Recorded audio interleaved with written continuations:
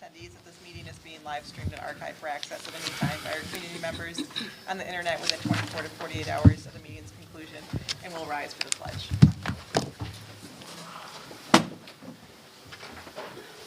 I pledge allegiance to the flag of the United States of America and to the republic for which it stands, one nation, under God, indivisible, with liberty and justice for all.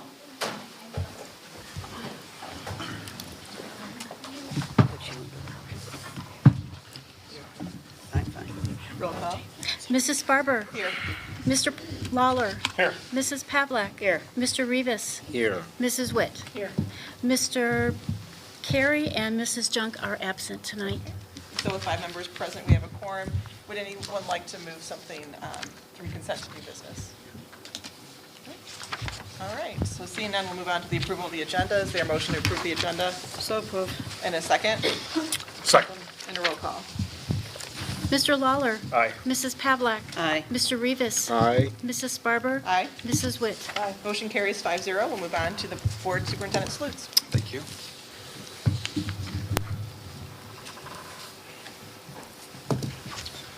Annually in February, we take some time to recognize our spelling bee winners. If you recall, December and January, we have 2 spelling bee events across our district that a number of our students participate in, and we have a number of staff members that help and facilitate that. As the person who oversees all of it is Dr. Mumm. So Dr. Mumm, if you would join us, or join me. I'd like to thank Sarah, Dr. Mumm, especially for her intense effort and organizational skills to make sure that it works well and it flows at each of the buildings. How many years have we done it? Do you know? Sorry, I should have asked you before I brought you up. At least, at least 10 or 12. 10 or 12 years, okay. Yeah, I can remember the first 2 staff members that did it with me, and Okay. they're long gone. They're long gone. Okay.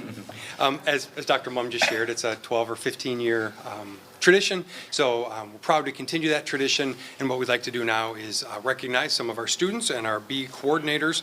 So I'll hand their certificates over to Dr. Mumm, and then when you're done, if you would, principals, thank you for coming out tonight. We'll get pictures with you if your students are here. If not, we'll still get a team picture that you can take outside, and that's also when you'll use that opportunity to continue outside if you'd like to, or you're welcome to come back in for the rest of the meeting, but that will be your out if you are looking for an out.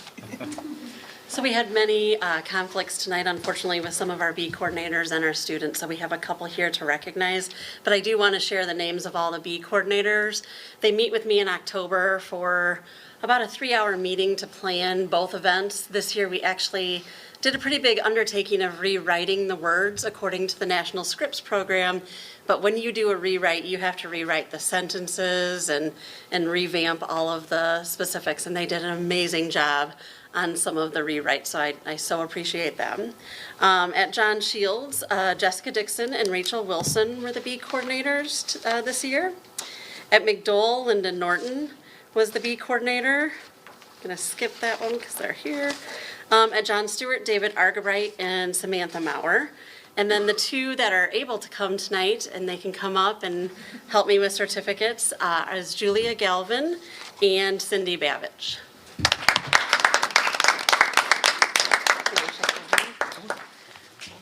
We're going to keep Julia and Cindy up here and have them do the Blackberry Creek winners, and then the principals will come and stand in for the bee coordinators at the other schools.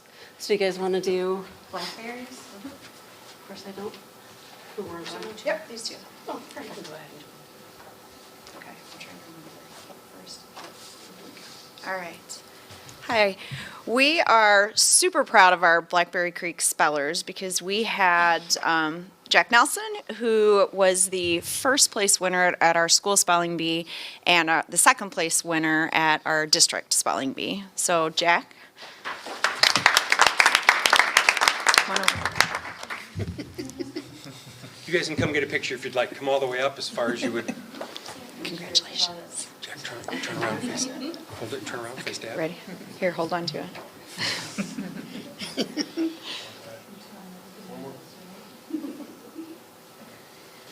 All right, there you go.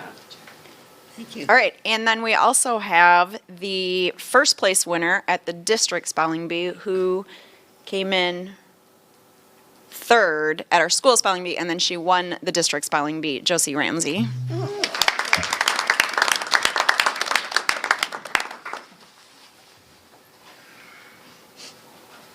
Congratulations. She's a really good ELA teacher. Here, stand here and smile.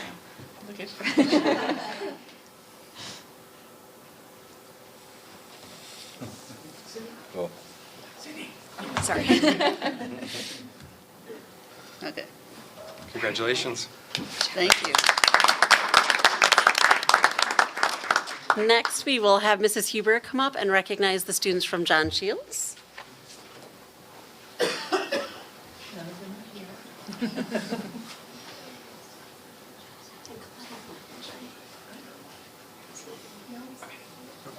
Sorry. Liliana Owens in fifth grade from Shields is the one who got first place. I thought she was coming. I will be sure to give this to her tomorrow. Very good, thank you. Next, we will have Jake Countryman come up for McDowell.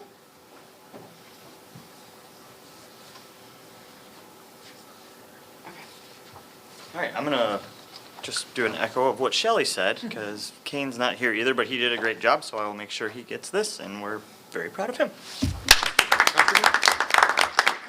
And finally, Mrs. Garland for John Stewart.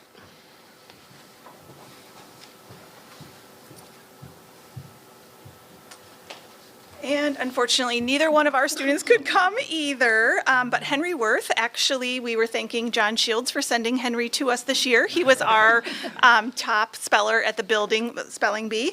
And Colette Coffey came in third place in the district. And unfortunately, she's not here either tonight, but we'll get both of their certificates to them. Thank you. Thank you.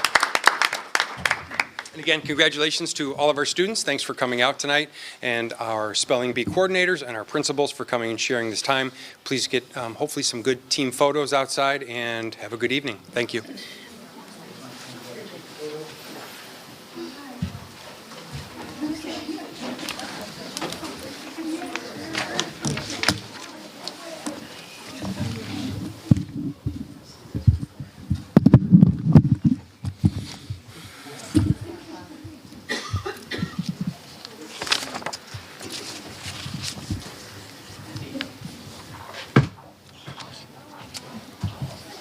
And that was all I had.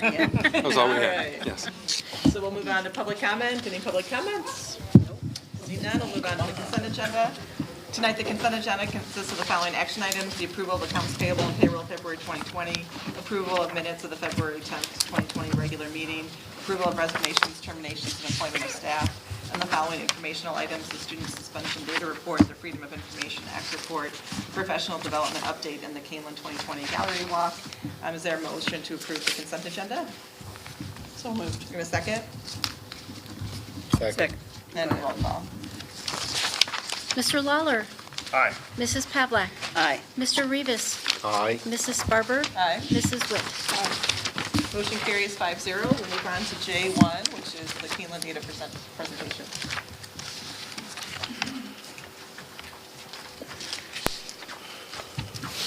Thank you for this opportunity to share our data. As we have compiled the information for tonight, we tried to carefully look at what is the right amount that captures what we're doing in all of our respective areas across the district, yet not provide so much information that you're inundated with information that's not useful on a regular basis.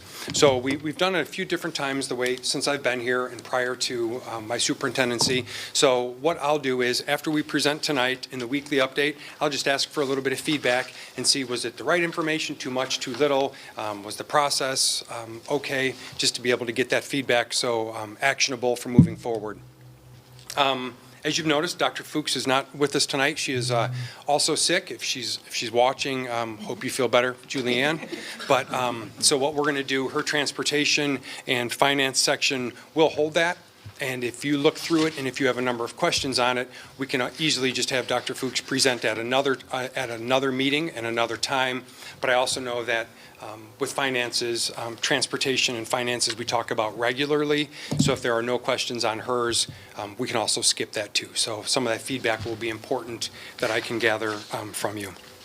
The information tonight was also used with our Kaneland Connects Strategic Planning Committee. So we did kind of compile it thinking of the Kaneland Connects Committee and also the school board at the same time. So again, actionable feedback will be good for us to be able to share what we need to do in the future and the frequency in which you would like the information.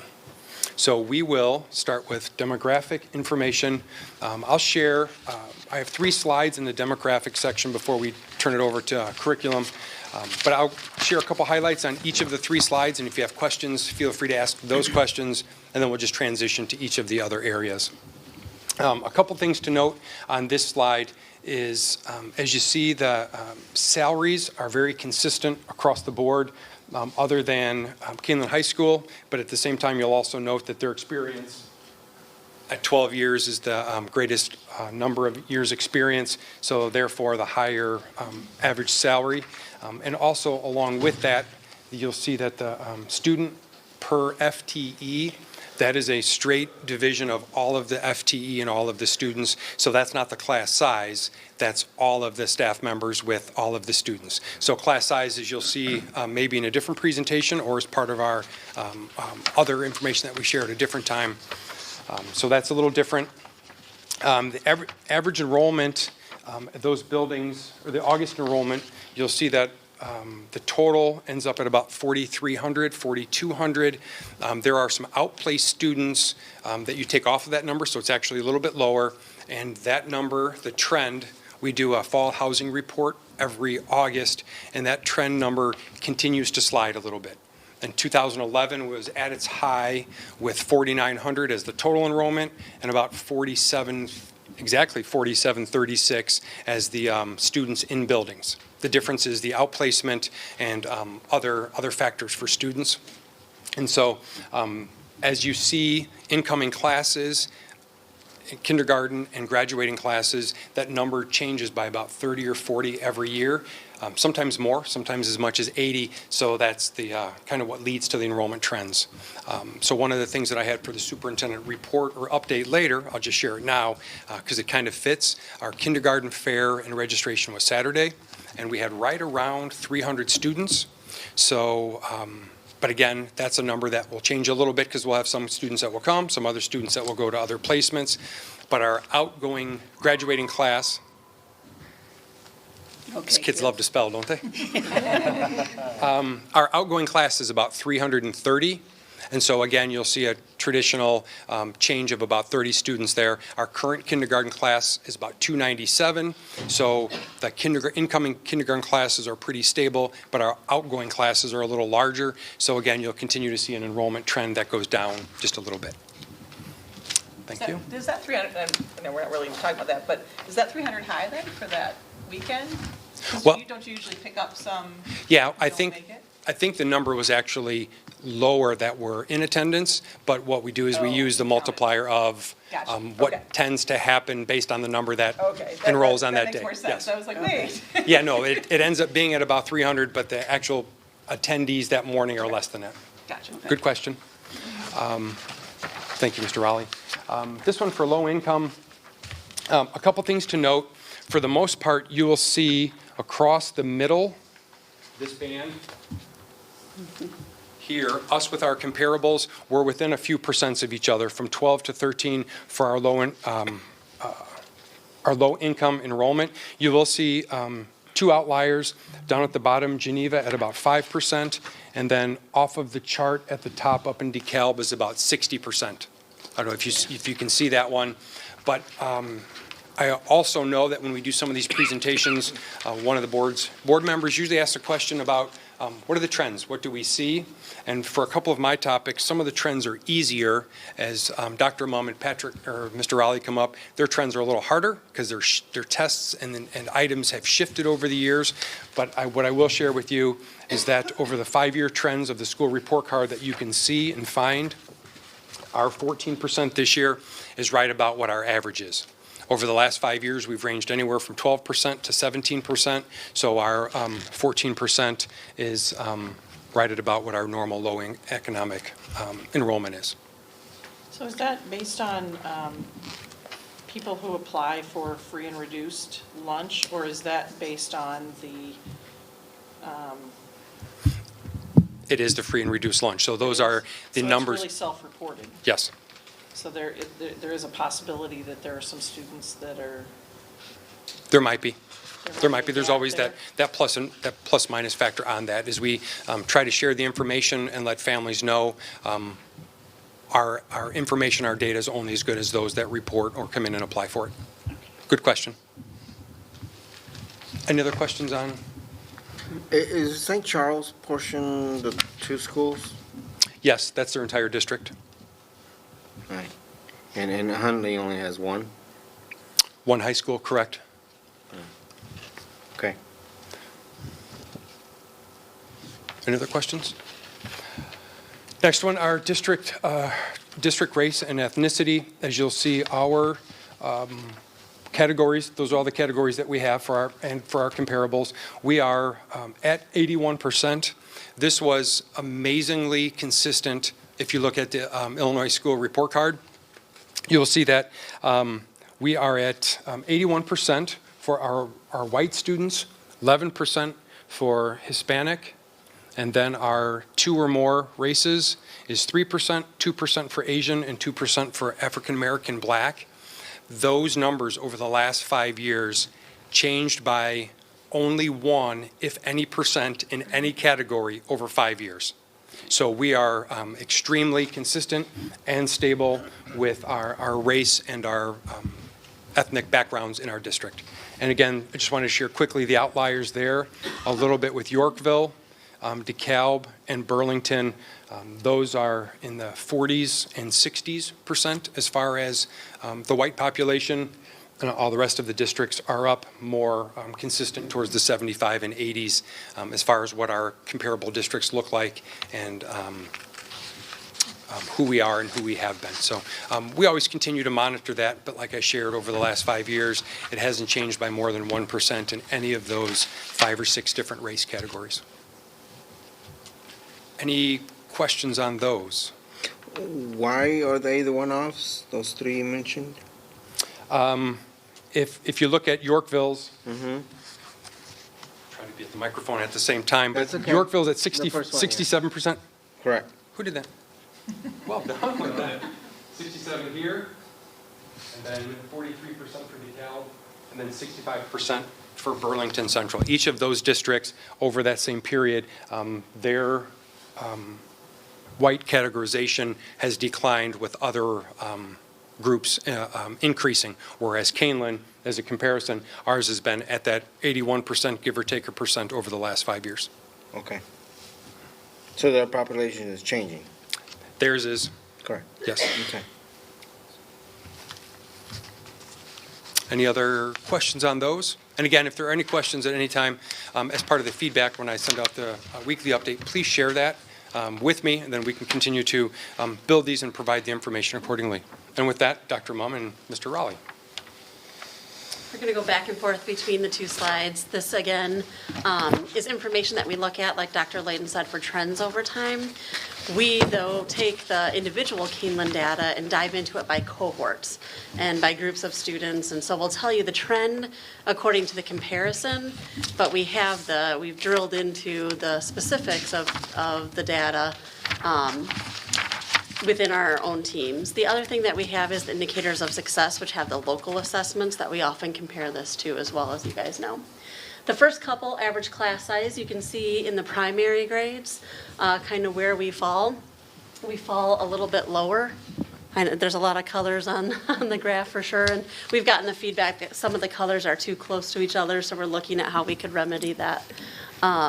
We do stay right below kind of that trend line of wanting to know 24 or less, especially at the primary grades. And we're right at, or in some cases below that point on our average class size. This, you may have a section that obviously is a higher number or a lower number, but again, it's the average of all of our sections compared to the average of all of their sections. Dr. Mumm, can I ask you, Yep. how is class size calculated? It's calculated by how we reported on the state report by homeroom. Okay. And so, great question, because in some cases, the student has a homeroom, but then they travel and go to a STEM teacher or ELA teacher, and the instructional setting they're in may have more or less than their homeroom, but it's what's reported as the rostered homeroom. Okay, perfect. Thank you. Yep, the intermediate grades, we are a little bit higher. Our fifth grade was just a little bit above the average of all the rest. Not as high as some other districts, but a little bit higher on our end. As Dr. Layden said, we have kind of a bubble group, a larger enrollment group going through in our fifth grade class. It's one of our last bigger class sizes that progressed through the elementary and is moving on to harder, where our fourth, third, and down are smaller class sizes. So it's kind of that class that has a little bit more student enrollment than typical of all the others. So it is a little bit higher. Again, as reported by homeroom, that doesn't mean that all their content classes are right there. Sometimes the STEM classes will go up a little bit higher because they have a different learning structure, where ELA, they tend to be in smaller size sections during the day. And for the middle school, you can see it's fairly typical compared to our lower levels. We're right at about that 25 student threshold. Here you start to see, from a class-by-class basis, you'll start to see some fluctuation depending on what students are enrolled in chorus and band in the elective wheel. So there are some outliers that are a little bit higher than that 25 threshold. There are some that are a little bit lower. But even as we work through these, the middle school classes, it falls right at about that 25. You do see some others that are a little bit lower compared to our comparable districts at 20, and you do see some with DeKalb and some of their larger class sizes that are up closer to 30. But we try to stay as close to that 25 as we can. Similarly, for the high school, we are right at about that 25 class average. Again, depending on the course, depending on if students are taking an AP course, what the electives look like, that is a little bit different at the high school even compared to the middle school. So depending on course selection, enrollment, some of those numbers might fluctuate a little bit. See some probably at 18, 19, 20, some as high as 30, 31, 32. That is looked at by the building administration to decide what is the appropriate number given the course requirements, expectations, things like that. So that is, it's looked at constantly, but there are some variations from class to class at the high school level. Next up is our composite ACT scores. The formula that we use and the company that we use to track this goes back to 2017. We are right at about a composite score of 23. Speaking historical trends, that trend has been on the uptick. So years back, the previous 3 years, our averages have been at 21, 22, 20, 21, 22. So now we're upwards of 23. Something we do monitor, something we look at as we align our course expectations. This is a good indicator of where we're at. If you've read in the news lately, there's some state schools that are going away when you're just looking at the high school for admissions into college. Some of them, particularly NIU, is going completely away from SAT, ACT scores, and they're looking more at the grade point average coming out. Saying that that's a better indicator or predictor of success at the college level. So we'll continue to administer the ACT, continue to value the data that we get back from it, but know that as we look at some of our state schools and across the country, more and more colleges are going to some fluctuating scales depending, they'll have a little bit given an ACT score if grade point average is higher, but a lot of the state schools, the directional schools, have gone away from the ACT and SAT completely, relying more on the grade point average. Again, our grade point average is in our indicators of success where we're at about 75% of our kids are at about a 2.5, 2.75 to a 4.0, which translates to some very positive admission data for our state schools. I think one shift that you'll see in this slide will be with ACT for Kaneland Connects. We wanted to use that one because we had more longitudinal data. SAT, the state shifting to that only 2 years ago. We only have 2 years of that. So what you'll probably see is, with the SAT being the official state test for high schools now, you'll probably see this slide change to ACT or SAT in the future, because we will have, at the end of this year, 3 years of longitudinal data. So will ACT continue to report to us of our students who do take it? Because they do fill out Yes. the thing that says they're high school. Do they report to us? Or do they not? We should still get those results. Yes. We'll get it from the state for SAT, because it's the state Yes. test, but as far as ACT, get they'll still send it to us, yes. Okay. Good question. Just in case you wanted to look at it. Not for any official reason. Yeah, we do. Just wondering. So next we have the Illinois Science Assessment. The Science Assessment is taken at 3 periods of time, 5th grade being the first time. It's been, I believe, on our 3rd year of the Science Assessment. I think this is a celebration of what we talk about often, the implementation dip, and how after the dip, hopefully you come out higher than your previous scores 3 to 5 years earlier. We're at the end of our 4th year, kind of going into our 5th year of new NGSS maps that have been adopted, as well as a tool that allows blended learning, some online videos, and different learning structures to take place with the TCI materials at 5th grade. And you can see Kaneland is actually the highest in the comparison in 5th grade science. And so the work that has done rededicating towards the maps and shifting the learning structure, we can finally see kind of the fruits of our labor of that. We have been trending up as we look at cohorts. The cohort that was in 5th grade last spring, that this is the data from, is a cohort that has been trending up in science from their local assessment. So it was nice to see that this was then complemented with the ISA test. Looking at the middle school and high school assessment for the Illinois Science Assessment, the data is not where we want it to be, but looking at some of the same things that Dr. Mumm has just mentioned, we are a couple years behind at the 6-12 level of rewriting our science maps, of aligning our materials. So we are currently experiencing a little bit of that implementation dip that she has talked about. The positive side to this is that the last couple of years, this has been trending up. So at the 8th grade level, this score, while it's not where we want it to be compared to our other districts, it's about 5% higher compared to the previous year. And then our high school level is about 12% higher. So as we transition into our new maps have been written. We are now looking at our local assessments. We're looking at aligning some of the assessments that we have to a bit more rigorous NGSS. The national science standards are a little bit more rigorous than what they have been in the past. So we're putting all of those pieces together and looking, hopefully, that we're on our way out of that, looking based on the trends that we've seen of some of those growths of those cohorts over the last year. The orange bar that you see is a percentage of students that scored a proficient rating, and then there's a blue dot at the top. That blue dot is represents the average score. So the orange is proficient. The average score it includes kids that scored below proficient, that were proficient, and those that exceeded that. So our average score is pretty on par with where the other comparable districts are at in both 8th grade and in the high school. Mr. Raleigh, this might be out of our purview, but do you know if these 8th or these 6th through 12th graders were in a similar place when they were in the 5th grade assessment? The 5th grade assessment, they didn't do the take it because okay. they're only in their third Okay. year of it. So we wouldn't So have the that. high school So wouldn't there's no have that comparable back. then. Okay. Our 7th grade, maybe we could trace back.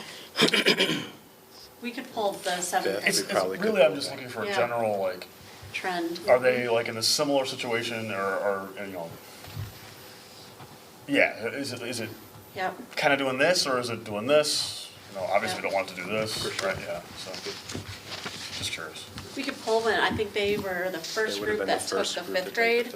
Okay. And we know that in that test in that year, in the first year, there were some computer issues that the state recognized. So the data isn't completely validated Sure. because of the issues using the computer for the first time for science. Sure. But we could get an idea Yeah, and of like knowing. I said, ideally you just want to see that it's at least moving in the Absolutely. right direction, right? Yep. Yeah. Okay. Thank you. So is your feeling the disparity between the blue dot and the orange because there's a huge range in scores, or because people are just barely missing proficient? I would probably say both. There's going to be a good chunk there One or the other would be that nice, thank you, exceeds, though. that pulls that average up a little bit. I don't know if, I would need to look and to dive into it a little bit, drill down into it a little bit to see that. And what is is that, bluntly, is that acceptable to us, or where do we want to get? Typically, we'd like to see that closer to the 70 and 80%. So there's definitely work to be done. I think what we're doing with some of our other building initiatives, not necessarily focused on this test, but taking a look at our instructional practices in the sciences, aligning what there's been a shift in our expectations and what we've done with our science classes, and the expectations of application, hands-on, engineering concepts, a lot of those different concepts with the NGSS that we definitely, again, hopeful. Some of the past trend is showing that we're trending that way. To say that 60, where I'm looking at 8th grade at 63%, we definitely want to see that closer to 80, 85, if we can get there. So we're changing things. Are we also changing the mindsets of the teachers as well? Yep, that goes into the professional development. That goes into, when we speak, I know it's a separate topic, but when we look at standards-based grading, what some of these tests do is drill down into very specific standards. And I think when we have some SIP data that shows that is starting to have a huge impact on our kids. When they know exactly what they're expected to learn, we can deliver instruction specifically to that. I think we will see that in a couple of years, that's having a big impact, where some of these other things that may not necessarily be tested in an assessment like this, but are not the focus anymore, and we're looking strictly at what our academic expectations are. So I think that's going to improve some of these scores that you'll see. Does some of this information reflect standards? Can you tell if there's,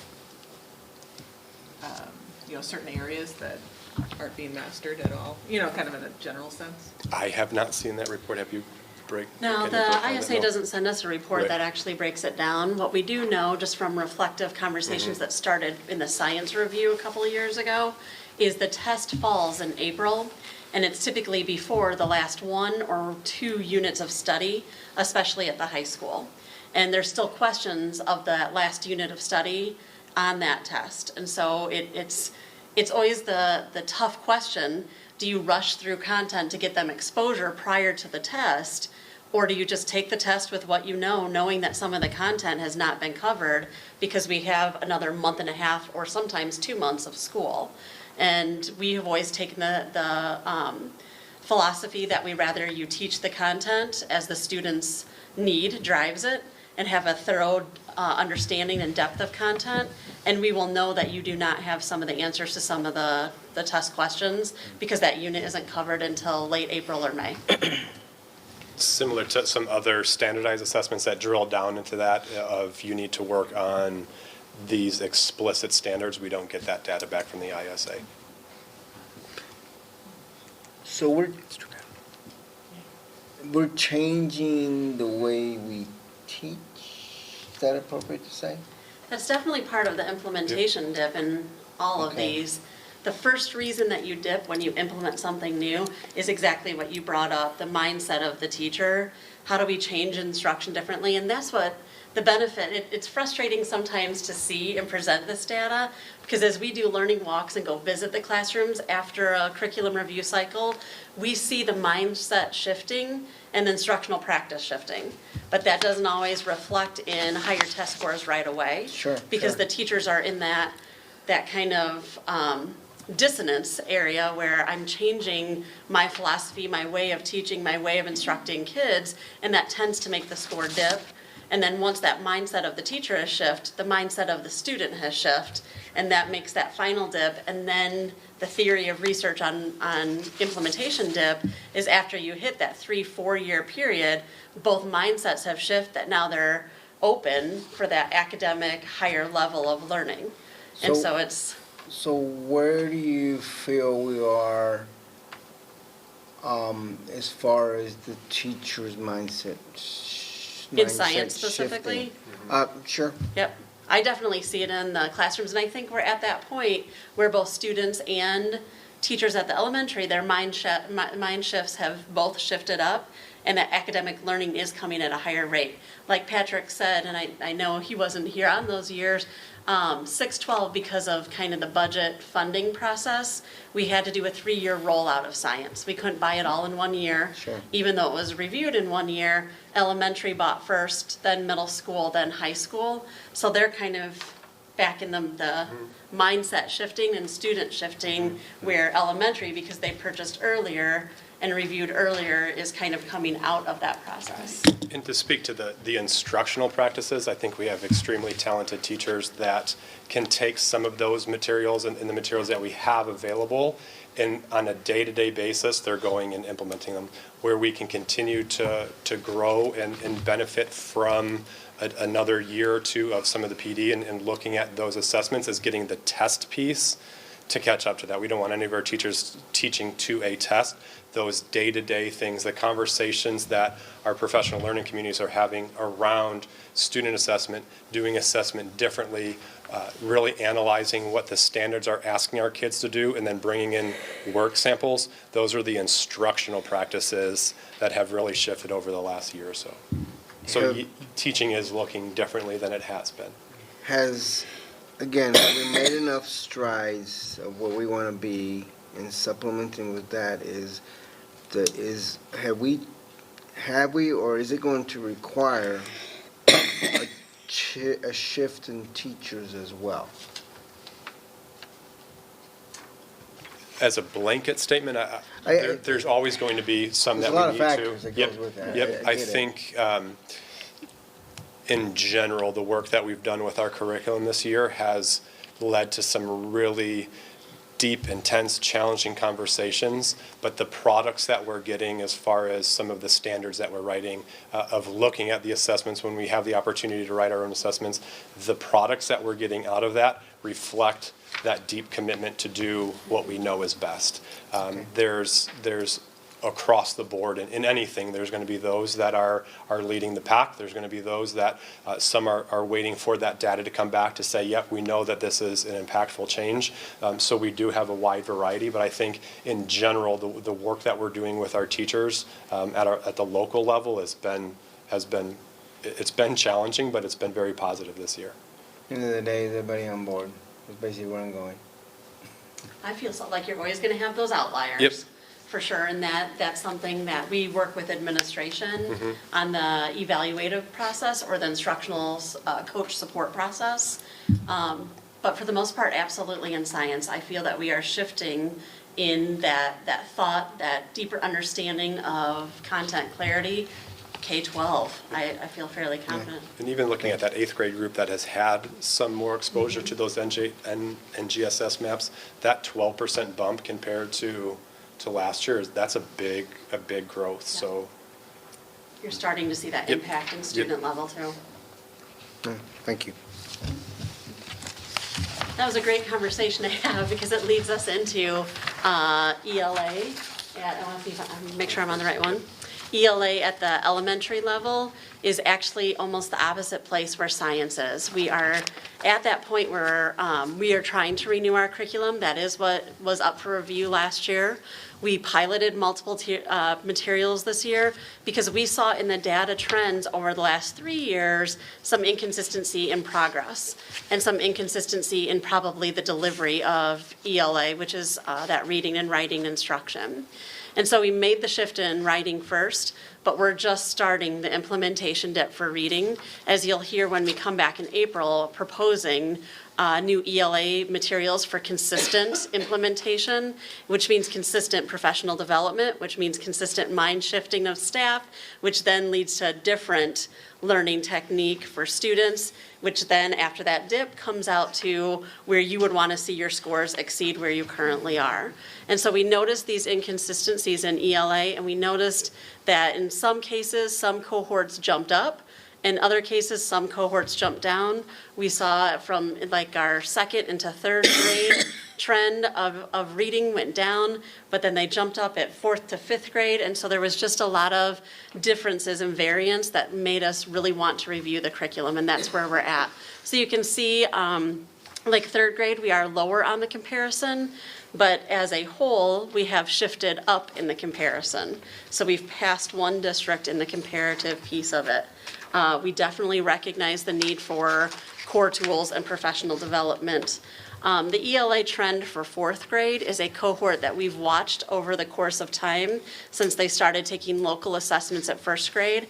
And as a cohort, they tended to trend a little lower than their previous cohort or the cohorts after them. So their data on the comparison definitely went down, but as a cohort, they went up 5% from third grade.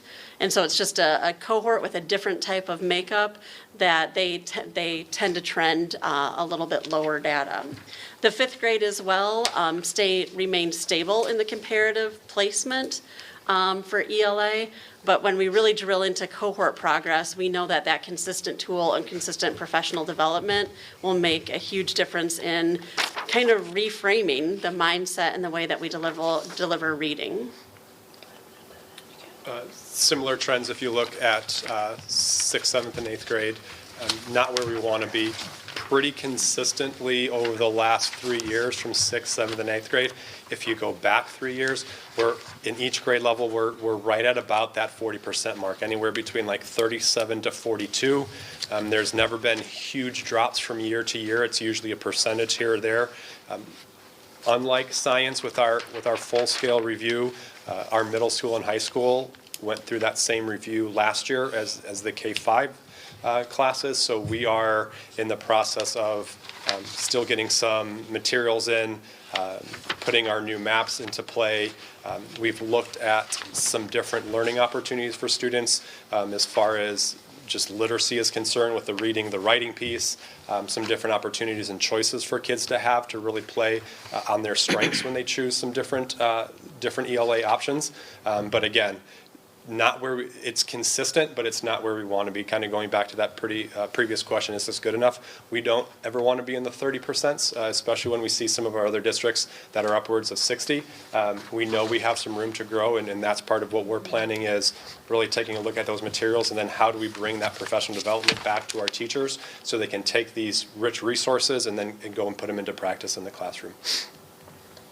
What's the most aggressive thing you're doing to try to catch up, if you will?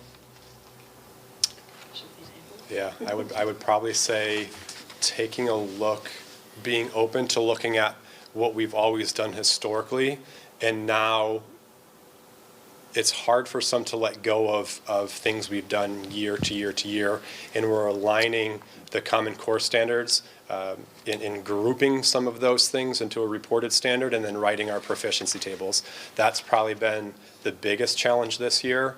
Again, when I say challenge, really productive conversations in educators having great debates on what should be assessed, how should it be assessed. But I think having a grade level or a grade level team or department come to a common understanding of this is what is important and what we want our kids to be assessed on, and then identifying what that language looks like so everyone in that community is on the same page of what the learning looks like.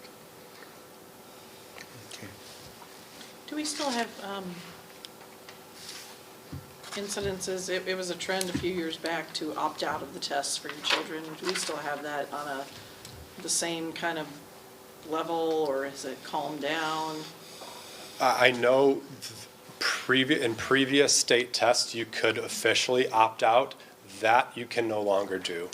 We can't force a kid to take it, so they're enrolled and their results just come back as not having a score, so there's not an official opt-out. I can think of a handful of kids that will bring a book and they know that they're not going to take that test. I don't know if it's increased over the last few years. I think it's probably decreased since now the parents get a report with 0 scores. And so in the past, like Patrick said, when they opted out, the parents wouldn't even receive the score report because they were noted as an opt-out and they pulled it out of our data. In the last 2 years, it is a 0, and you get a report that says needs improvement in the basic level. And I think that has helped frame that this is an important test for our students and our families. And Are their the data is zeros counted. accounted for- So those zeros are in It the is, average? yes, yep. And that's the same for all districts. They So have I those guess counted in as well. It should shake out to be about the same. I think that trend changed a little bit too when they had Park at the high school level, and then they took it away from the high school level because people weren't taking it as seriously as they would the SAT and the ACT. So I do remember that. That's interesting that you mention it, because that whole phenomenon was huge, and it was front page in the newspapers when people were opting out, and parents, and that the test mania, but that has been greatly reduced over the last couple of years. And truly having the kids advocate for that when they know, in speaking to my prior experiences in the elementary building, I have a 3-hour block and parents they're not taking the test, and then they come, and that's a long time for them to be reading a book while their classmates are taking the test. So a lot of students started to recognize that and advocate for themselves, and so I think that number is not hugely impactful, but they still do exist. Thank you.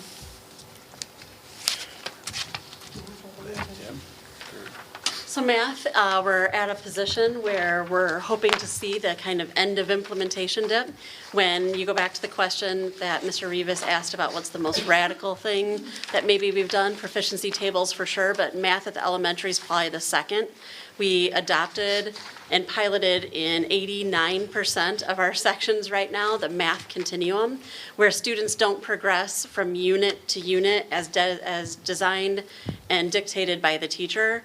They progress based on their proficiency.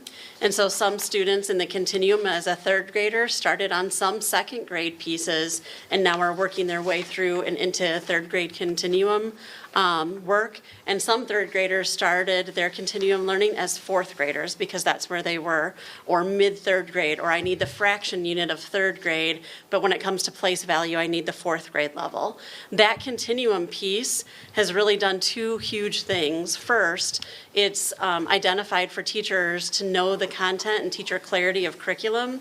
They need to know it beyond their assigned grade level. They need to know that whole scope of the continuum and understand, how do I get the resources and how do I teach not just third grade math, but wherever my students are.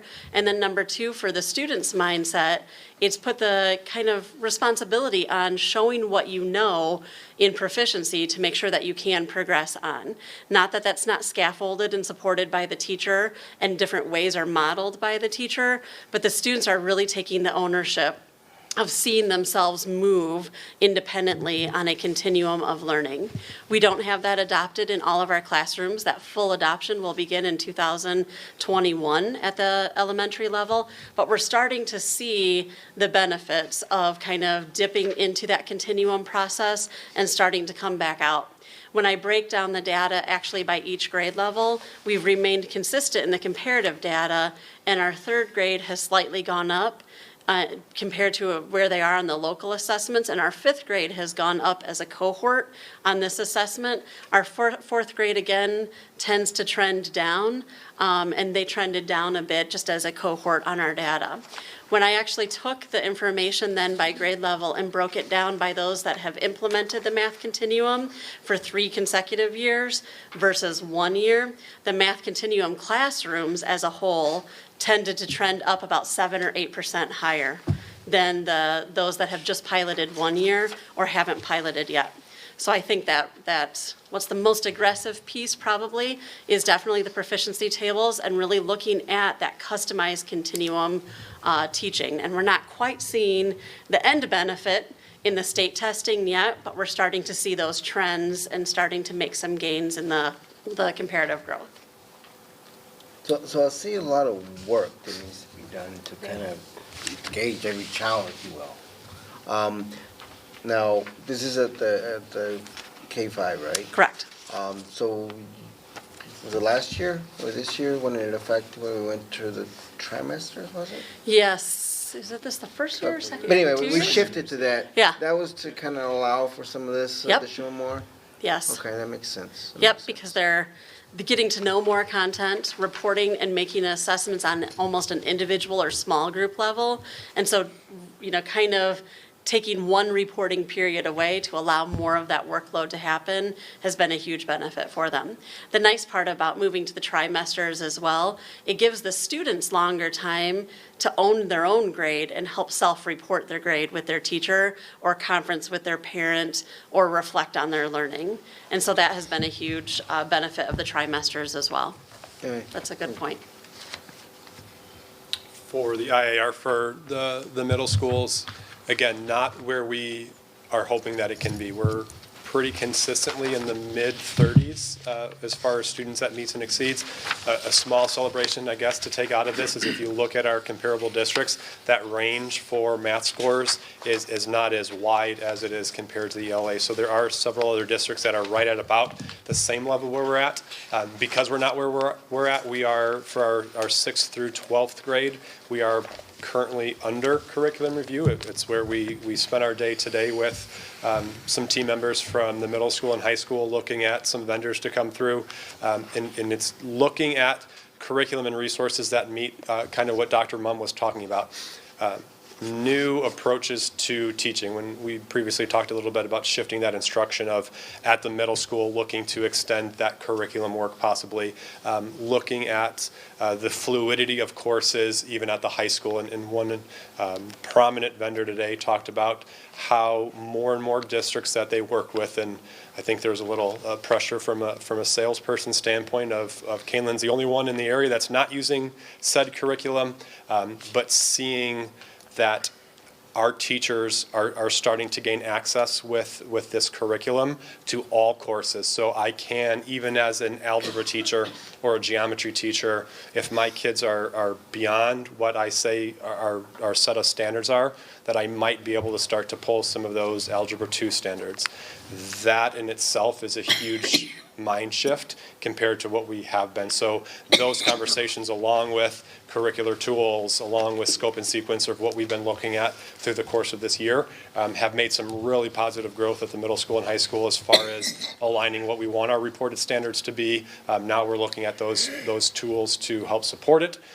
With all of that, again, going back to that dip once we implement some new curriculum, looking at the support that comes through anybody that we use, between the two of us locally with some of the professional support that comes with a curricular purchase, but really focusing on not only what the bells and whistles are of a fancy new textbook or an online program, but really what does it take to implement this to fidelity in the classroom is what the next couple of steps are going to be for our team in order to meet some of the needs here. We would like to see that upwards of the 50s and 60s if we can. And have a solid plan in place, but right now it's just a plan. We'll start to see some of those implementations over the next couple of years.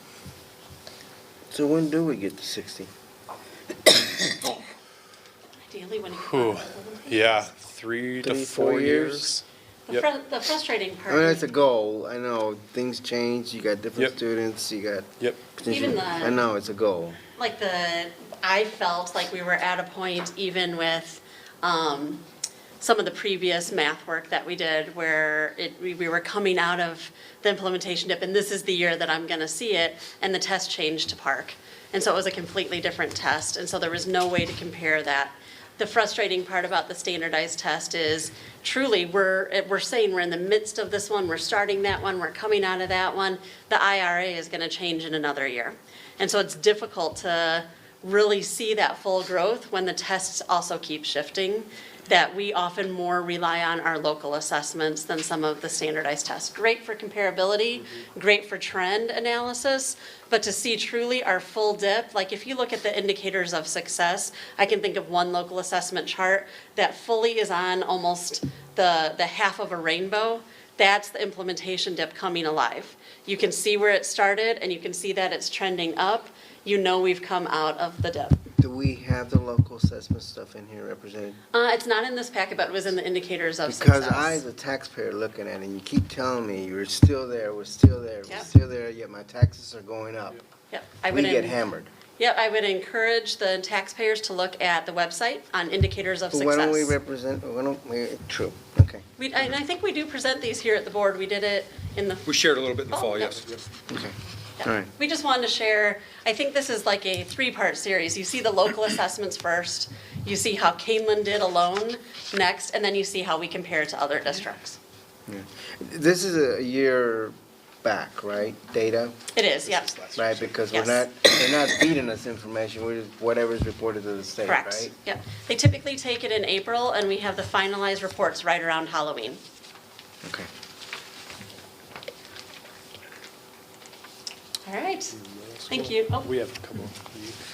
and they're not mine. Next couple pieces are looking at, this one takes a look at course selection as far as AP courses are concerned, and then where we're at with our exam results. So again, colors are a little bit difficult, but if you look up here, compared to other districts, we're right at about fourth compared to the rest for the number of students that are taking or enrolling in an AP course, and that's just under 50%.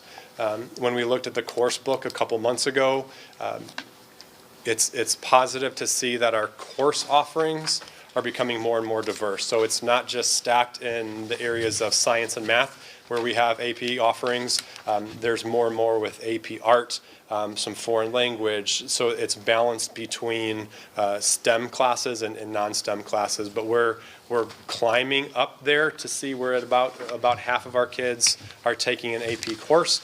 Again, areas where we do want to see growth, the percentage of students that are earning a 3 or higher on the AP test, we're right at about 70%.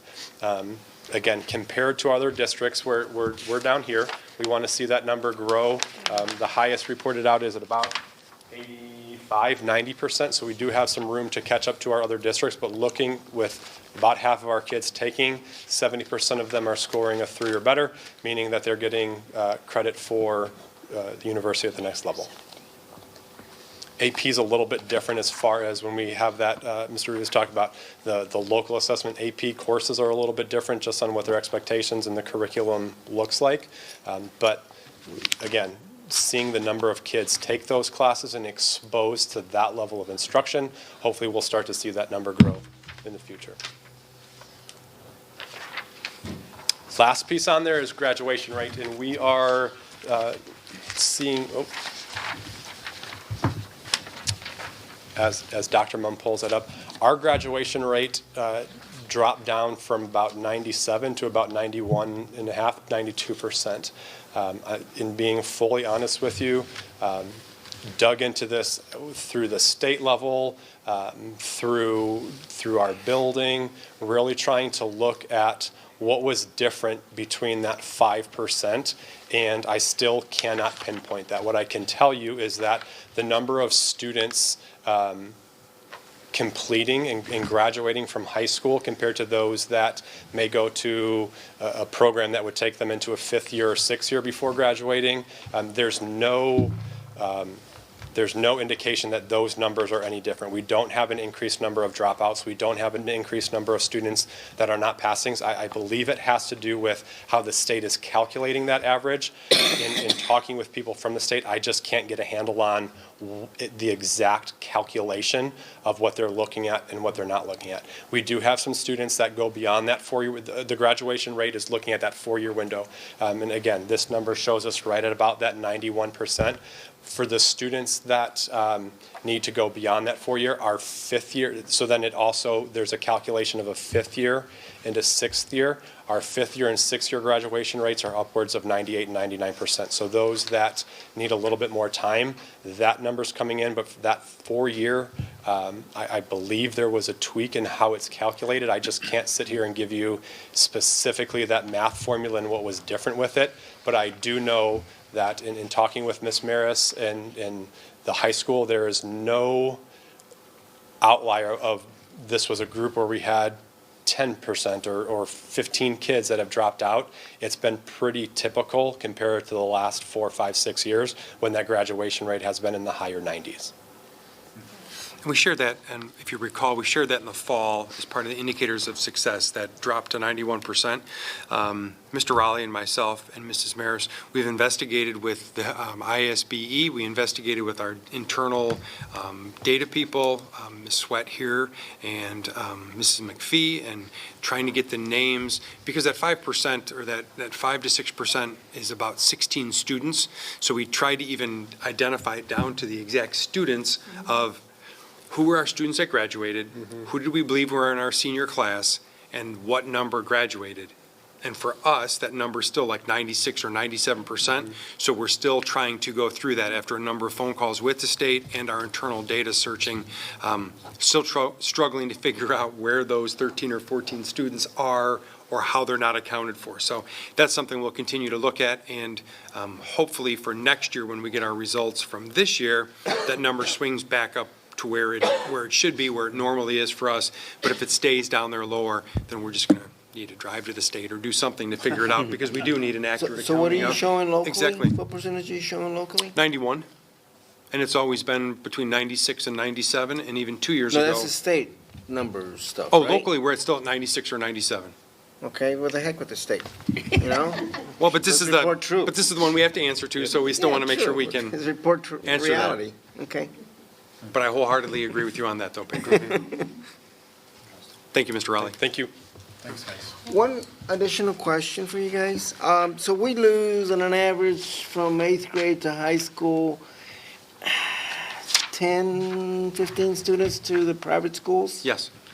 Have we ever made a dive into what is different there compared, I mean, reality, I can appreciate public school to private school and stuff. Have we ever made a Looking at attempt? the rationale why they Well, made not that necessarily leap? rationale, how they teach compared to how we do it.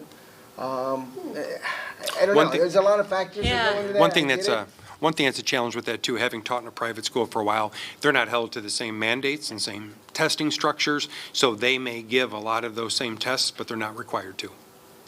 So as far as park and those items, being a private school, many of them again do, but they're not required to be held to the same standards and same tests. I mean, because I talk to a lot of these guys, a lot of these students, and they're like, oh yeah, it prepares a lot better for college and stuff. And you know, some of our children have gone through the system. They challenged themselves through AP classes, and they were prepared. And I would say personally, mine have blossomed like, you know, like to leaps and bounds. And at the end of the day, it's a personal. You know, what you get, whatever you out of it, what you put into it. Yep. So, but anyway, I just thought of that. We did 5 years ago do an exit optional interview for families that let us know why they were not attending Kaneland anymore. In some cases, we sent it to those that were moving out of state. Sure. And they were moving, just relocating, but those that stayed within the area and went to private school at that time, and we asked them, was it instructional strategy, you know, class size, class makeup. Some of them chose just to go to a boys-only high school or girls-only high school or religious purpose. And all of them came up almost about even in percent. There wasn't one glaring instructional strategy drove us or a religious reason drove us. They were all very equal across the board that we could absolutely do that again. At that time, we asked families that left between 5th and 6th grade, because about 3% leave then. And then we asked those that left between 8th and 9th grade, because it was closer to 9 to 10%. And so at the time, we didn't find any significant findings. We did notice that those that tended to leave between 5th and 6th came back around 8th grade, but those that left between 8 and 9 remained gone. So we could absolutely, we have the. I think the variety's gonna be interesting. totally different and stuff. Yeah. And that's whatever their decision making they make there. But I just thought it, you know, in comparison to some of the things we do here. Yep. I know we're comparing against other districts and The stuff. nice part about too, our regional office meetings monthly, it used to just be the public schools in Kane County that come, but now we have a charter school coming and a couple private schools that also attend monthly. So as we're talking curriculum, we're getting the perspective of all of our public peers, but also the charter and the private schools. Just this year, they've started to attend our regional meetings as well. And so I think that's been a huge huge benefit to kind of understand the differences between each other and what we can learn from each other. Right, and I mean, it's Todd stated, I mean, if they're not required to take some of these tests. Right. And that's what we're looking at averages and stuff, obviously it's not gonna be Yeah. one-to-one. I do know that through some of our federal grants that we get, we do reach out to all the private schools that could possibly serve the Kaneland population, and we do have quite a few, Title II in particular looks at professional development, that want to come back and take in our professional development so they can bring it back to their district. So we are being celebrated by those outside of our fences. Thank you. This is kind of a generalization, but there are national studies that say that if you adjust for socioeconomics and in some cases racial makeup of private schools, that public schools outperform private schools most of the time. Interesting. Because they can select their students Yep. and they Right. sometimes whitewash their Sure. student body, there's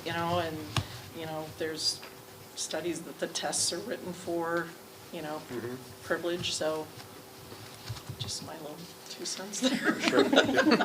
Again, you're gonna get Go whatever you put into public it, that's what you're gonna get out of it. That's right. For sure. Thank you. Thank you.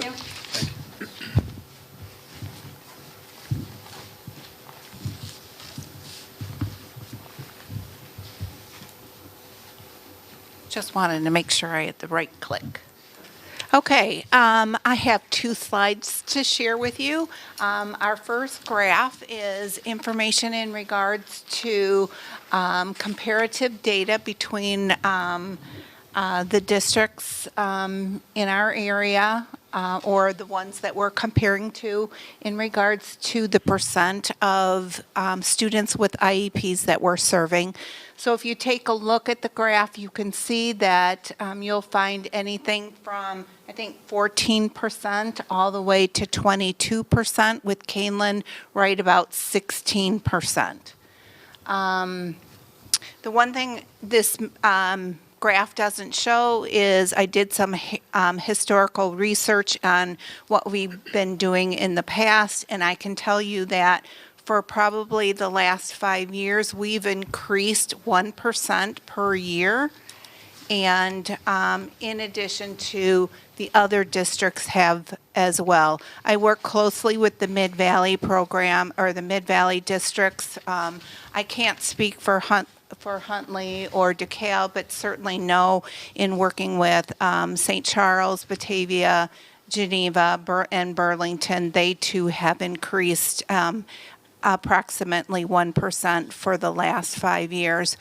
This information here does not indicate, but we are seeing an increase in students that are qualifying for emotional disabilities. That probably doesn't surprise you, since we've been talking a lot about social emotional areas of concern. So that's the information that this graph doesn't show, but I thought I'd share that with you. The second graph is showing you, taking a look at the total operating budget, what percent we're spending on our students with disabilities. This includes transportation as well. So in comparison with the comparable districts, you can see we're right around 16% in that too, almost 17%. I also did some historical, looking at the history in regards to what it has been in the past, and we too have been increasing about 1% in this area as well. Our past ways that we used to show with an arrow as to whether it was increasing or decreasing.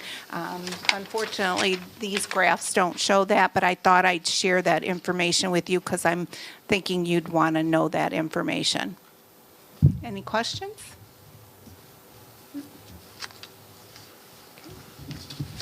Thank you. Thank you.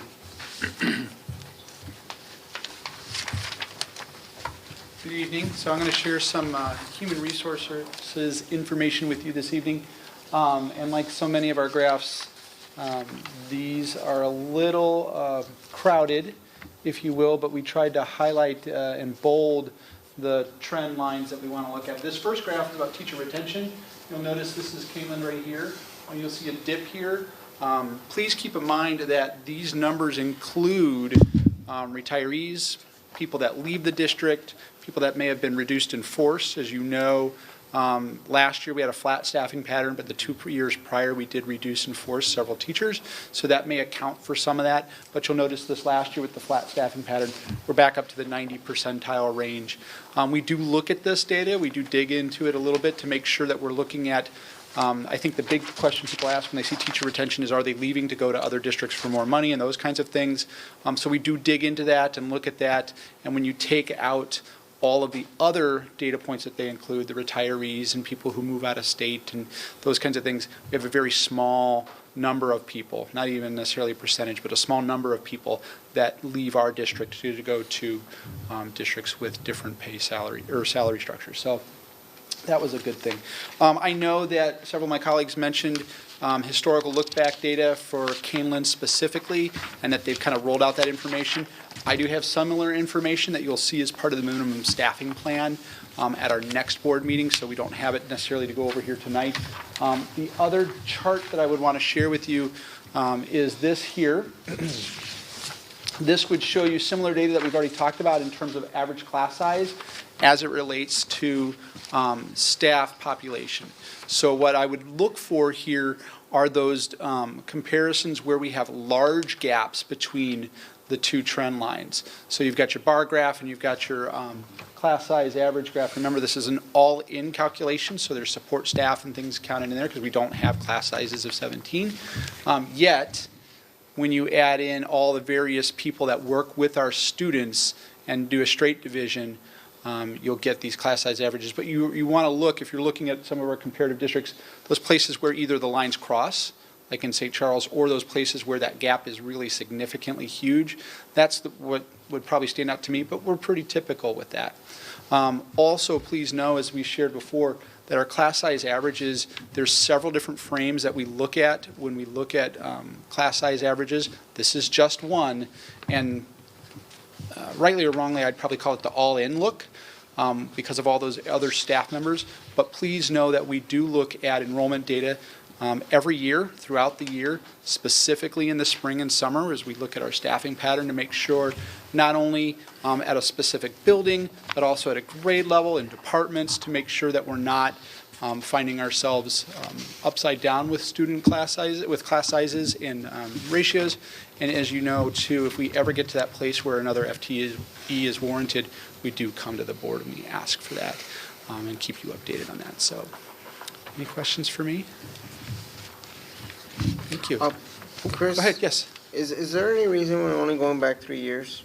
That's just the trend data that we got from here, but if you'd like more information, I'm sure we could pull it. I'm just wondering, I'm the competitive person that you are, I'm sure you look back, and I know you've been structuring things. Right. And then therefore, I'm thinking maybe it's those three, you finally found a baseline and then you're continuing. That's what I'm thinking. I think it will be important for us. Are you looking at the teacher retention one? Yeah, well, yes, I guess that's I think one of the things that's positive for us is that we've gotten to a place holistically as a district with our strategic plan, with our budgeting, where things are stable. I think it's a little misleading to look at a year where we had reductions to curriculum resource acquisition, to staffing, to kind of have that comparison, because that's an outlier for us. Sure. We don't want to have those kinds of years every year. And so as we are moving into a phase in time where we're going to have some stability, I think we'll begin to get much better trend data. Because to me, it's just not enough. Correct. But I get it. I understand and I appreciate it. Correct. But Absolutely. I was just trying Thank to see you. where we're at. All right, thank you. Very good. Thank you. Yep, as you know, with Dr. Fuchs not being here today, if you don't mind, if you would, on your own, maybe a little mini homework assignment, if you want to look over the finance and transportation, if you do have questions or thoughts, on Friday when I send out the weekly update looking for some feedback, please let me know if there's specific information you'd like here or specific slides you'd like Julianne to share at a follow-up meeting. We can or if it's information through the weekly update, we can share too. So, and then just in general, any other feedback you can share would be very helpful. That's an hour presentation, so it's a lot of time and effort and energy to put it together, which we're glad to do, but we want to make sure we're doing it, hitting the target of what you guys are looking for and what you want. So if you would, please give us that feedback. We're happy to have it. Thank you for the questions. Shows obviously that our board cares and the engagement level and the interest that you have in our district. So thank you for that. And again, any feedback that you can share would be great for us. The only thing that's a little bit confusing is the color. The colors? Yeah. Okay. I mean, Sycamore and Kaneland on, if you're looking on page 39, which is which? Yeah, that was going to be one of my comments. If we at least highlight Kaneland so you can actually go right into it. Okay. Color-wise, because they all blend together. I have the Maybe look for it. consistent coloring or just something that's Yeah, easily differentiate, at okay. least Kaneland's. Differentiate Kaneland's. At least we can home in on it. Okay. But yes, it is kind of, you have to look for it. Yeah, I'm not sure exactly which one it is. Cool. Is it the top one or the bottom one? Depends, Yeah. Thank you guys all for coming. Thank you. Yes. All right, so Our tax rates too. J2, approval of health insurance vendor. Yes, this one, as opposed to what you just heard was just informational sharing, this one we do need action tonight. If you recall, as we talked about, different items, different topics, different vendors that we've gone out to bid regularly, those that we have not. I know our insurance broker was one of the topics that the board was interested in the district going out. So as a result, we did go out for bid on this.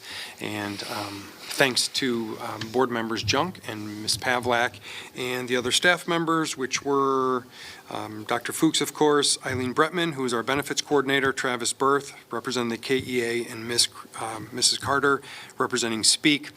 We did look through the vendors that submitted presentations or proposals, which were 7. We took it, used a rubric to grade them, narrowed it down to 3, interviewed 3 brokers, and based on those 3 brokers, we do have a recommendation for Hub International. And you can see some of which is our current vendor that we have had and had for a number of years.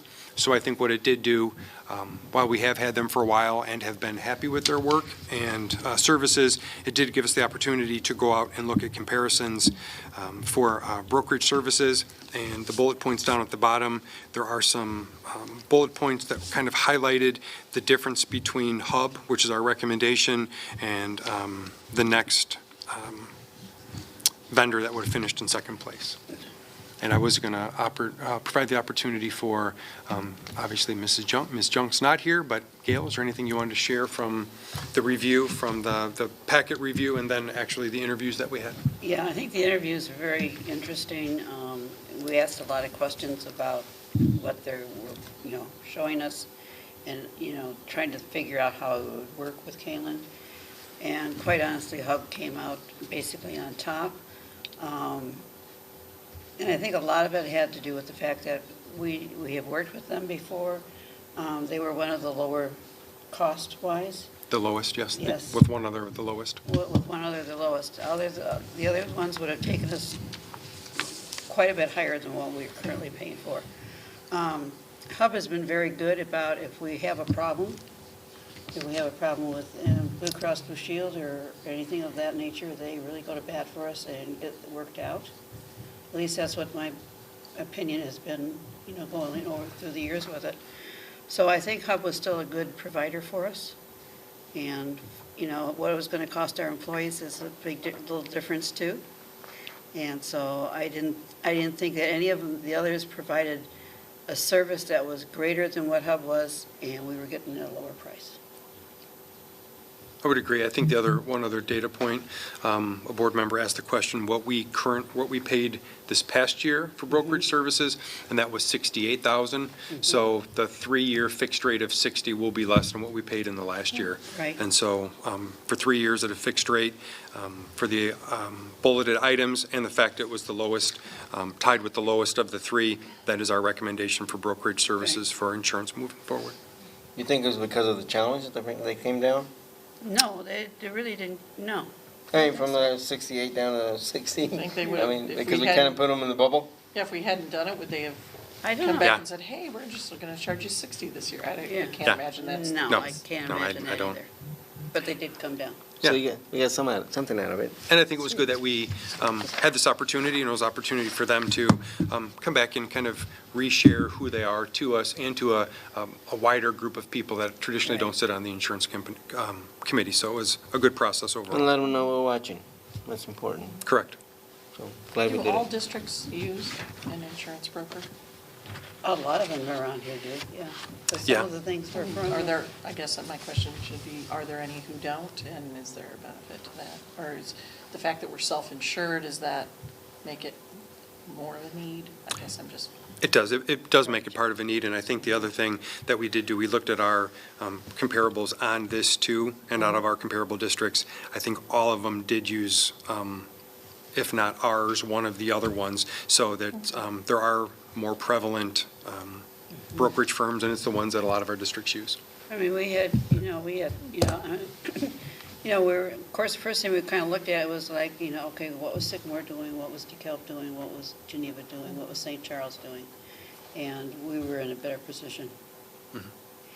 What is some of the comparables or the other brokers that came in, were they from those districts? Yeah, Trying to Yes. take our business? Yes. one of the neat things was that all three of the brokers represented and all of the districts, they were all happy with who they had and spoke highly of all of them. So it was a deep candidate pool, and all three would have been acceptable and done a great job.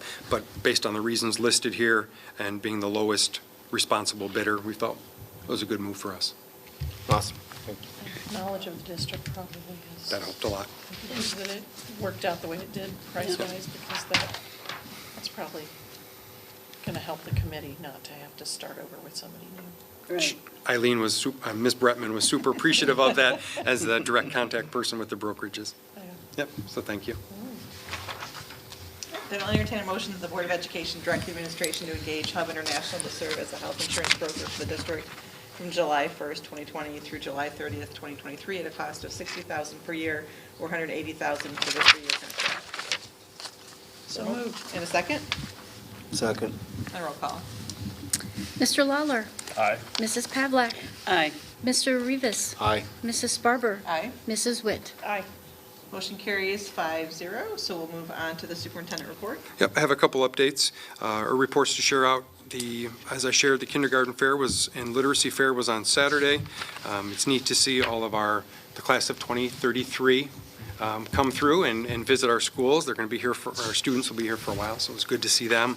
Also wanted to share that the Kaneland Connects Committee, as I shared as part of the data, did meet for our second meeting. We do have one more coming up on March 18th, which will be the last one. At that meeting, we hope to be able to share a framework of what the strategic plan will look like. There'll still be a lot of details that administratively, staff-wise, that we need to work through. But hopefully we'll have that done on the 18th, and then as we get closer to completing that will be something we'll bring back to the board to share out. As you know, the board approved a master facility study this last week that the head committee, the lead committee, met with with Wold, which is our architect firm, and talked through a lot of the questions that we have, a lot of timeline needs, where we've been, where we want to go, what it looks like. And so that was just an overview meeting, not a lot of details shared. Thank Mr. Carey for attending and being part of that. Mr. Rivas will continue onto that committee also. So as we meet more and have more updates, we will bring that back also. But as far as now, there were no details really to share, just a lot of input from the various stakeholders, from community members to administrators to booster members that are represented on that committee. Yes. So the idea is to get through this, shell out whatever that plan is, and then act on it next year or the year after?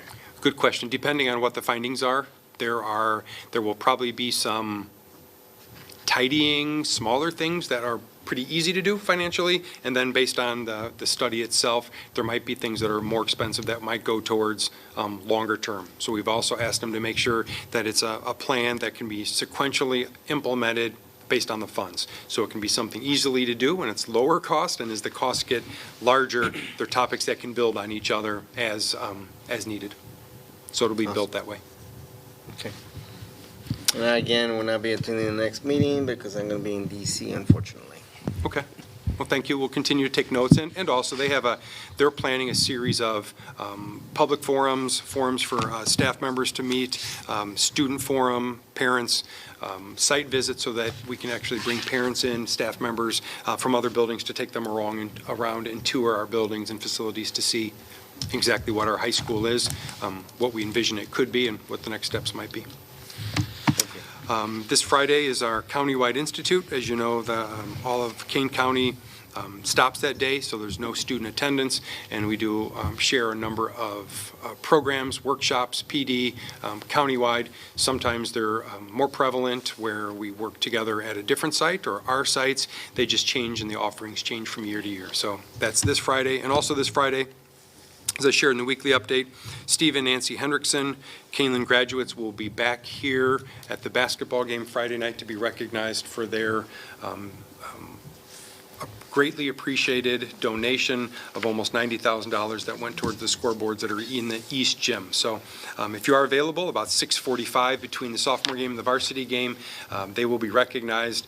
And then in addition to the recognition, they will stay out on the court and then shake hands with our seniors, because it's also senior night. And I think it's either the dance team or the cheerleader little camp. So there will be a bunch of little dance and cheer girls performing and a bigger crowd because it's the end of the year, and those parents will be there to watch. So I think it'll be a nice welcoming event for them. They will have family here, and there will be a little reception beforehand. So if any of you are able to make it or would like to attend and can attend, by all means, let me know. And that was all that I had. Great. All right, so any topics for future agendas? I just wanted to find out if we're going to, this year we approved wearing hats at school.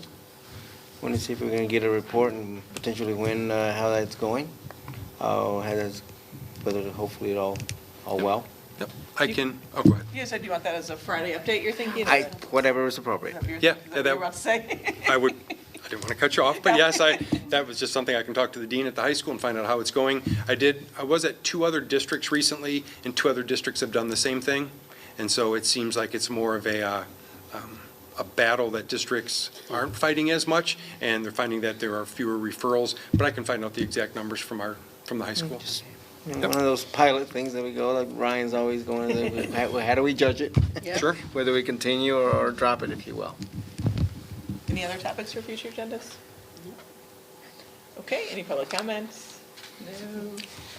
So tonight, the Board of Education is scheduled for closed session where there will be no action taken following the session. Therefore, after the vote to go into closed session, the recording of tonight's meeting will be concluded. So tonight's closed session is for Illinois Code Section 120-2C1. Is there a motion to go into closed session? So moved. And a second? Second. And a roll call. Mr. Rivas. Aye. Mrs. Barber. Aye. Mrs. Witt. Aye. Mr. Lawler. Aye. And Mrs. Pavlak. Aye. Motion carries 5-0.